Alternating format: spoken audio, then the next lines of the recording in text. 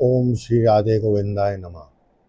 आइए भगवद गीता के 11वें अध्याय की ओर आगे बढ़ते हैं। अर्जुन बोले, हे श्री कृष्ण, जो आपने मुझ पर अनुग्रह करने की दृष्टि से अत्यंत गूढ़ आध्यात्मिक विषय कहा है और जो आपने अपने वचन द्वारा बताया है, उसी से मेरा यह भ्रम छट गया है। हे कमल नयन श्री कृष्ण, मैंने आपसे समस्त प्राणियों की उत्पत्ति और प्रलय को विस्तार से सुना है और आपका अविनाशी महात्म्य भी सुना है। हे परमेश्वर, हे पुरुषोत्तम, आपने अपने विषय में जो कुछ कहा है वह सब सत्य है। अब मैं आपके उस ऐश्वर्य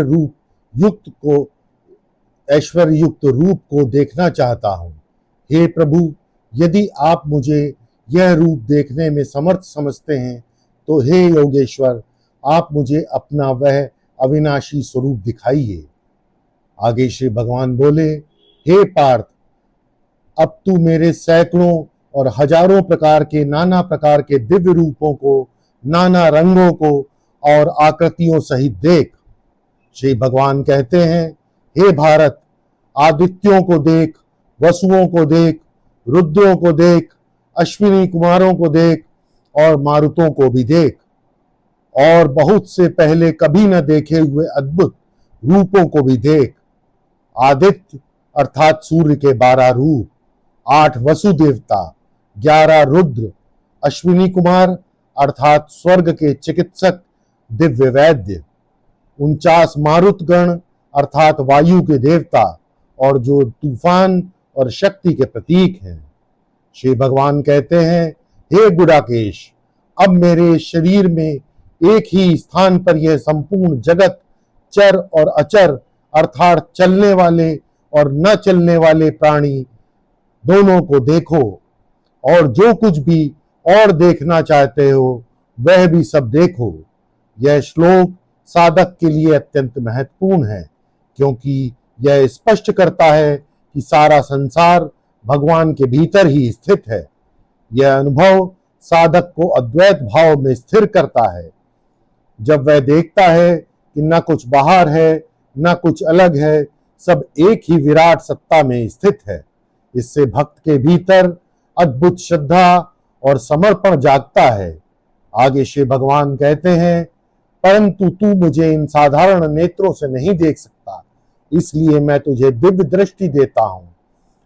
अब तू मेरे इस ऐश्वर्य युक्त योग को देख। संजय बोले, हे राजन धृतराष्ट्र, इस प्रकार कहकर महायोगेश्वर श्री भगवान ने अर्जुन को अपना परम ऐश्वर्य युक्त विराट रूप दिखाया। यहां से विराट रूप का वास्तविक वर्णन शुरू होता है।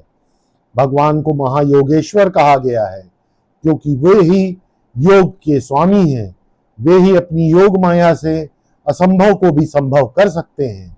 यह कोई साधारण रूप नहीं था, बल्कि परम दिव्य और सर्व ऐश्वर्यों से संपन्न रूप था।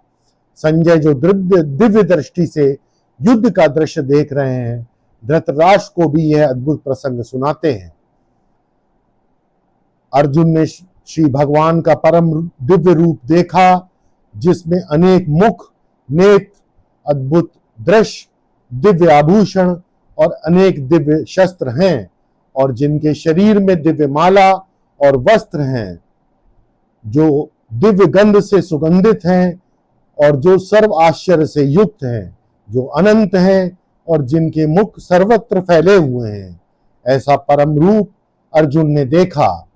यदि आकाश में एक साथ हजारों सूर्य उदित हो जाएं, तो भी उनका प्रकाश उस महात्मा विराट रूप परमात्मा के प्रकाश के समान शायद ही हो।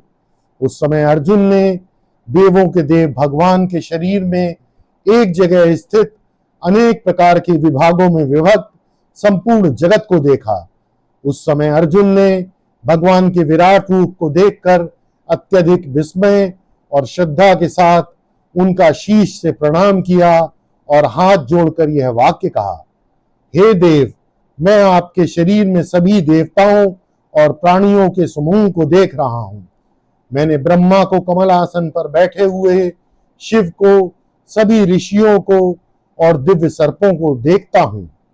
हे भगवान, मैं आपके शरीर में अनगिनत हाथ, पेट, मुंह और नेत्र देख रहा हूं। आप सर्वत्र अनंत रूप से व्याप्त हैं। मैं न तो उसके रूप का अंत देख पा रहा हूं, न मध्य, न ही आरंभ। आप विश्व के स्वामी और विश्व के रूप हैं। मैं आपको मुकुट युक्त, गदा युक्त और चक्र धारण किए हुए तथा सब ओर से प्रकाशमान तेज का पुंज, प्रज्वलित अग्नि और सूर्य के समान ज्योतिर्मय, देखने में अत्यंत कठिन और अप्रमेय स्वरूप सब ओर से देखता हूं। हे भगवान, आप अक्षर, परम, वेदों द्वारा जाने योग्य, संपूर्ण सृष्टि के परम आश्रय, अव्यय, शाश्वत, धर्म के रक्षक, सनातन और पुरुष हैं। यही मेरा मत है।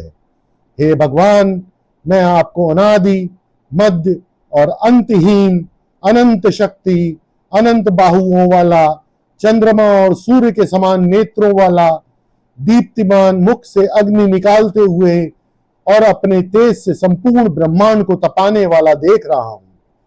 हे महात्मन, मैं आपके इस अद्भुत और उग्र रूप को देखकर यह देख रहा हूं कि आकाश और पृथ्वी के बीच का यह अंतराल और समस्त दिशाएं केवल आपसे ही व्याप्त हैं। यह रूप देखकर संपूर्ण त्रिलोक भयभीत हो रहा है। हे भगवान, मैं देख रहा हूं कि देवताओं के समूह आपके विराट रूप में प्रवेश कर रहे हैं। कुछ भयभीत होकर हाथ जोड़कर आपकी स्तुति कर रहे हैं। महर्षि और सिद्धों के समूह स्वस्ति कहकर अनेक स्तुतियों से आपकी स्तुति कर रहे हैं। हे भगवान, मैं देख रहा हूं कि रुद्र, आदित्य, वसु, साध्य, विश्वदेव, अश्विनी कुमार, मारुत, ऊष्मपाश, गंधर्व, यक्ष, असुर और सिद्धगण सभी आपको विस्मय से देख रहे हैं। हे महाबाहु, मैं आपके विराट रूप में अनेक मुख, नेत्र, हाथ, पैर, पेट और भयंकर दांत देख रहा हूं। यह रूप देखकर संपूर्ण लोग भयभीत हो रहे हैं और मैं भी उसी प्रकार भयभीत हूं। हे भगवान विष्णु, आपके आकाश तक फैले दीप्तिमान और बहुरंगी रूप, खुला हुआ मुख और बड़ी चमकती आंखों को देखकर मेरा मन विचलित हो गया है तथा मैं अपने मन को शांत और स्थिर नहीं कर पा रहा हूं। हे देवेश, हे जगत के निवास, आपके विकराल और भयंकर मुखों को देखकर जो कालाग्नि के समान प्रज्वलित है, मैं दिशाओं को नहीं जानता और न ही मुझे कोई शांति प्राप्त हो रही है। कृपया मुझ पर कृपा करें। हे भगवान, मैं देख रहा हूं कि धृतराष्ट्र के सभी पुत्र, उनके साथ पृथ्वी के राजा भीष्म, द्रोण, सूत पुत्र कर्ण और हमारे प्रमुख योद्धा भी आपके भयंकर मुख में प्रवेश कर रहे हैं। हे भगवान, मैं देख रहा हूं कि आपके मुखों में वे सभी तेजी से प्रवेश कर रहे हैं जिनके दांत भयंकर और भयावह हैं।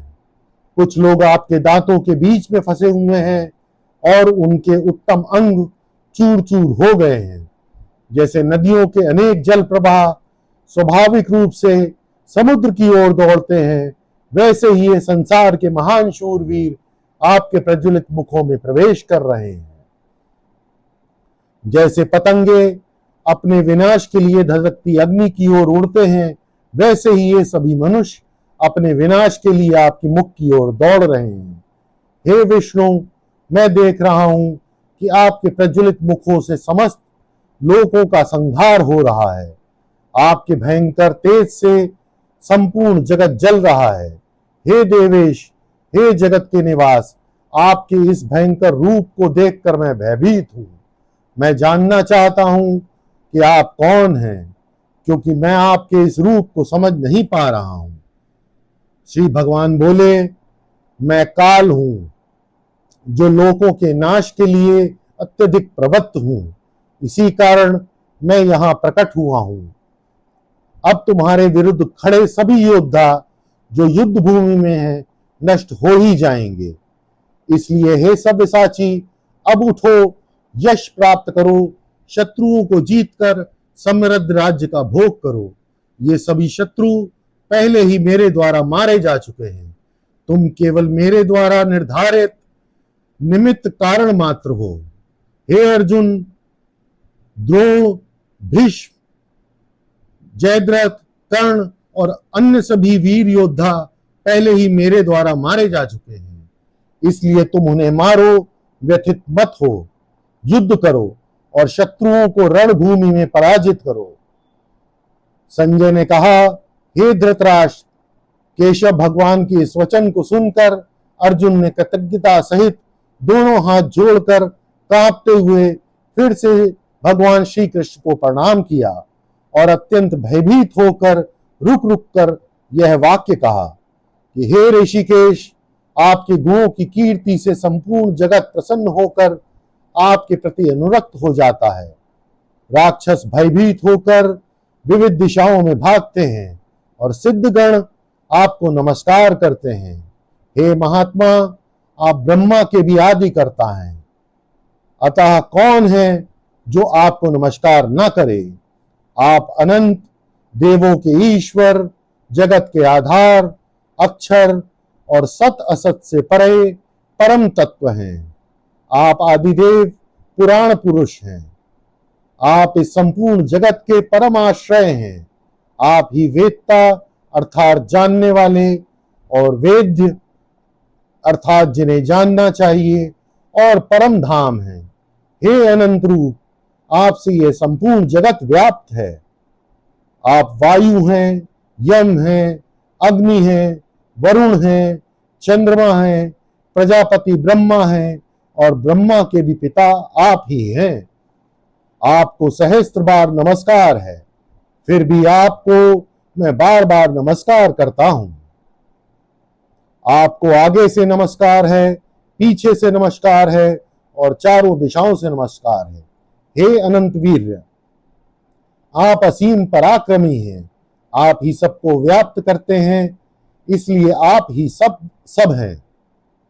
आपको मित्र समझकर मैंने जो हे कृष्ण, हे यादव, हे सखे आदि कहकर हट से कहा था, आपके इस महात्म्य को न जानते हुए प्रमाद से या प्रेमवश जो कुछ भी कहा था और जो कुछ आप मेरे साथ विहार, शैया, आसन और भोजन में अथवा अकेले या सबके सामने हंसी ठट्टे के लिए अनादर पूर्वक मेरे द्वारा व्यवहार किए गए हो, हे अच्युत, उन सब के लिए मैं आप से क्षमा मांगता हूं।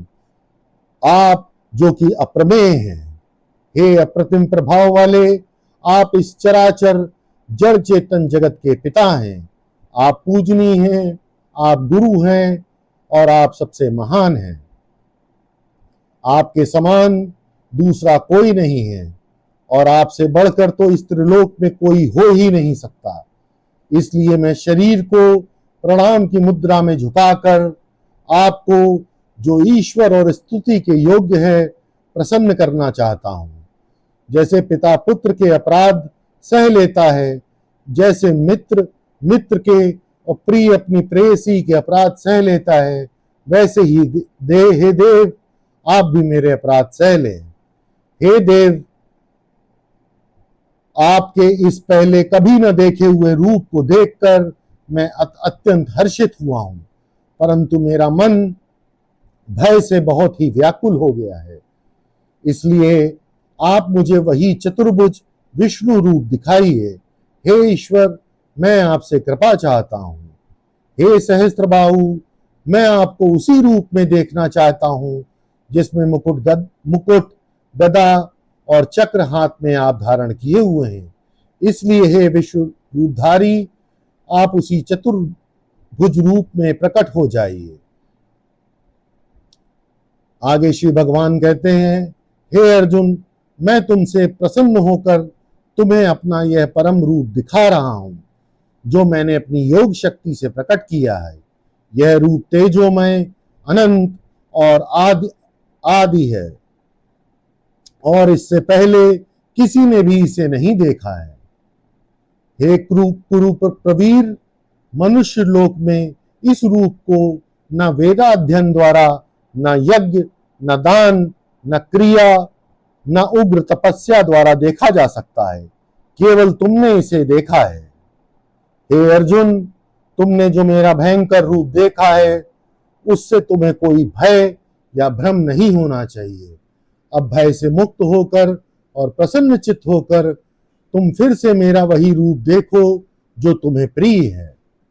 संजय ने कहा, इस प्रकार अर्जुन से यह कहकर वसुदेव ने अपना स्वकृत रूप फिर से दिखाया और भयभीत अर्जुन को शांत किया।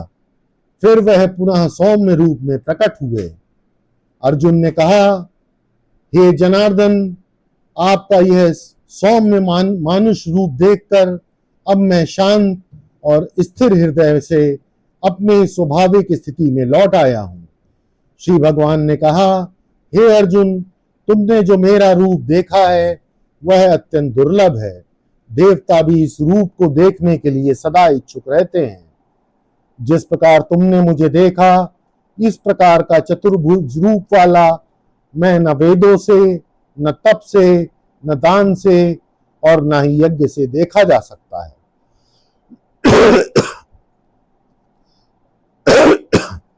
हे अर्जुन, केवल अनन्य भक्ति से ही मुझे इस रूप में जानना, देखना और मेरी दिव्य अवस्था में प्रवेश करना संभव है।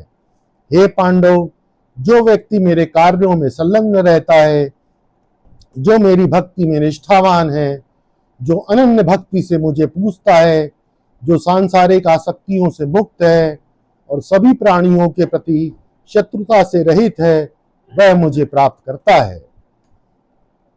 इसी के साथ 11वां अध्याय समाप्त होता है। ओम श्री राधे गोविंदाय नमः। ओम पूर्णमदः पूर्णमिदं पूर्णात् पूर्णमुदच्यते पूर्णस्य पूर्णमादाय पूर्णमेवावशिष्यते। ओम शांति शांति शांति।